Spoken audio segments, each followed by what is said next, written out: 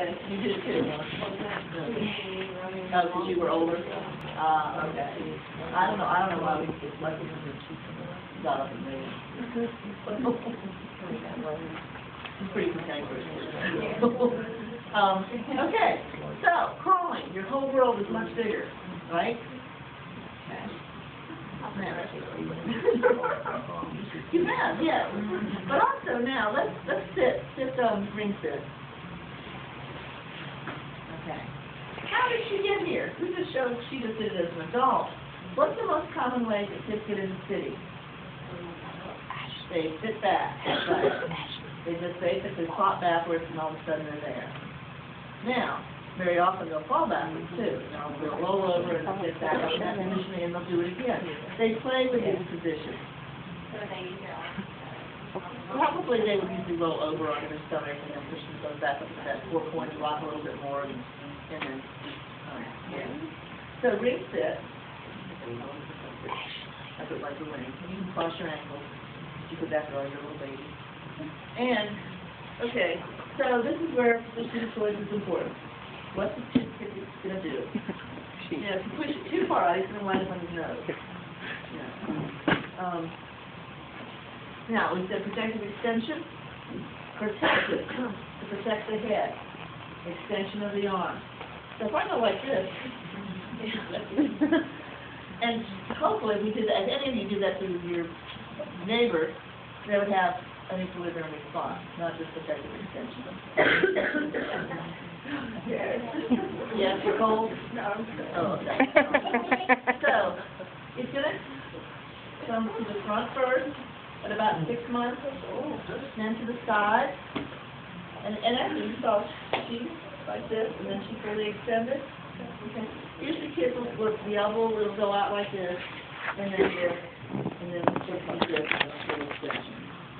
And then, say 9 months, that's like this. And then 12 months, boom, caught herself, yay!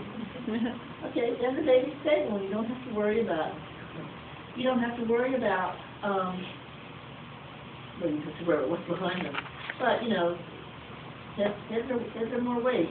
Now, it's becoming more proportional towards the end of the first year, but it's still a significant more weight than anything else in the body. So they're still top heavy. Okay.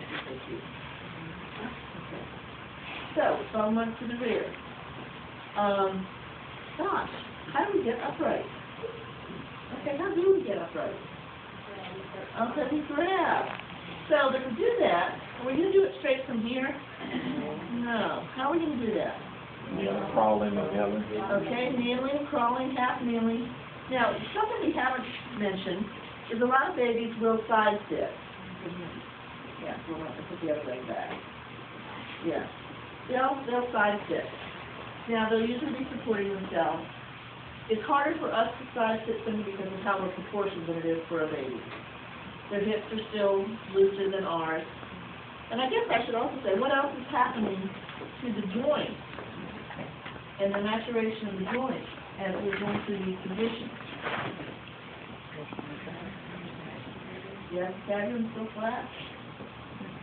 Let's hope not. Deepening. So that when by the time of 12 months, we've got everything fits together. Okay. All right, now go ahead as if you were crawling. Okay, there's something up here that's really exciting. Lost it. Okay, what's the baby probably going to do at about 10 months? Okay, let's just say on the cabinet. Yeah, and then half kneel. Half kneel? No, that's half kneel, bring one leg up. That's a half kneel. So she's got other things to pull on, and then she pulls up to, woo! Boy, is that a difference from being on your stomach? And obviously you can see what needs to, you need to coordinate both sides of the body. You certainly need to be curious. I mean, we're talking about an interplay of cognition and motor here. And really everything.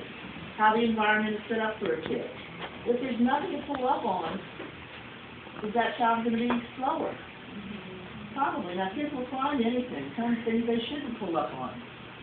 You know, so bookshelves. You have bookshelves in your house and you have kids. Make sure that they topple over, they're going to catch on something before they touch something. My sister pulled over the huge metal cabinet in the kitchen with all like she called dry goods, you know, crackers, stuff like that. And she climbed up. Opened the doors and climbed up. Luckily, you hit the refrigerator. Otherwise, you know, the kids are programmed to climb certain ages. And they want to. So. Okay, so in 12 short months, she goes from lying on her stomach or her back with, you know, little things up here. Now it's turning to be able to breathe to a danger to society and family. You know, getting into everything. Kids are driven to move. The sensory motor period, they're like growth to 7 to 9 years, they are driven to move. You can tell them to sit still, shut up, or be quiet, don't talk, you know, don't jiggle your foot, don't tap the pencil, but they're physiologically driven to move. Better we would design the activities and the education to take advantage of that knowledge. But we don't seem to be doing a good job. With our math and movement. Well, maybe this week will be better. We're trying to incorporate more movement in the math instruction. Because that's what kids want to do. They want to move. I mean, what are so many of the games we played? Hopscotch, jump and count, coordination, take a turn. They all just get you fun of something. All right. Thank you for your assistance. Your first year was? There's a lot more detail, but does that help with sort of the overall? Yes. They're there for a reason. They disappear, or they're integrated, and you don't need them. They return in time for neurological stress.